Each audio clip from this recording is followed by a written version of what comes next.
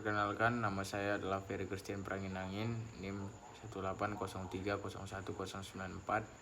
Di sini saya akan menjelaskan tentang integrasi perkebunan karet dan ternak sapi yang akan dilakukan dengan cara mengolah bahan pakan ternak yang berasal dari limbah karet.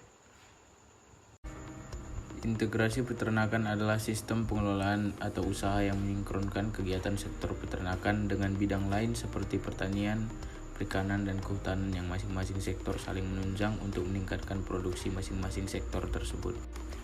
Adapun saya di sini untuk membahas tentang integrasi perkebunan karet dan ternak sapi yang ada di perkebunan. Pendapatan petani dan perusahaan perkebunan karet belum optimal karena harga komoditi karet fluktuatif. Diversifikasi usaha menjadi salah satu strategi untuk meningkatkan produktivitas lahan dan nilai ekonomi perkebunan karet. Maka dari itu, peningkatan nilai tambah perkebunan karet sebagai pakan. Endosperm biji karet dapat diolah menjadi tepung memiliki nilai ekonomis tinggi. Pemanfaatan sumber daya non-latex selain meningkatkan nilai tambah kebun juga dapat digunakan sebagai alternatif sumber pendapatan untuk meminimalisir dampak harga karet yang rendah. Hewan ternak seperti sapi dan kambing umum dipelihara di lingkungan sekitar kebun.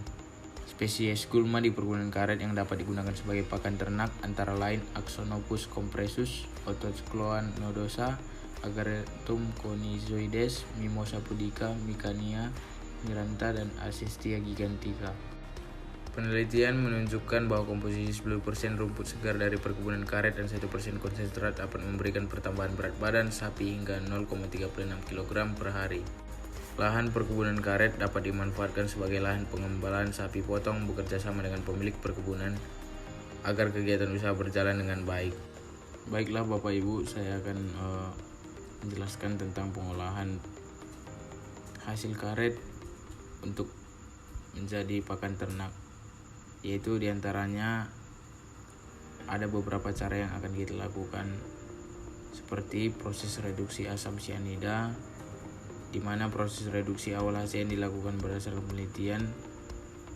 Dilakukan perendaman biji karet selama 24 jam dan penggantian air rendaman setiap 6 jam digunakan sebagai metode reduksi HCN pada penelitian. Kemudian dilakukan perebusan dalam air selama 1,5 jam, dilanjutkan dengan proses pengeringan pada terik matahari selama 12 jam. Proses pengolahan dengan fermentasi dengan cara pengolahan pakan dengan metode fermentasi biji karet yang telah melewati proses reduksi HCN diolah lebih lanjut sebagai pangan alternatif.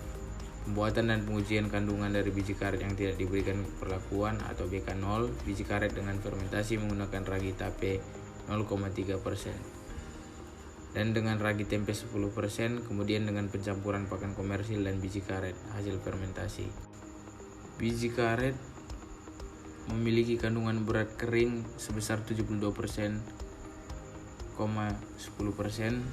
protein kasar 22,17%, serat kasar 7,28%, dan lemak kasar 48,55%, dan abu 3,48%.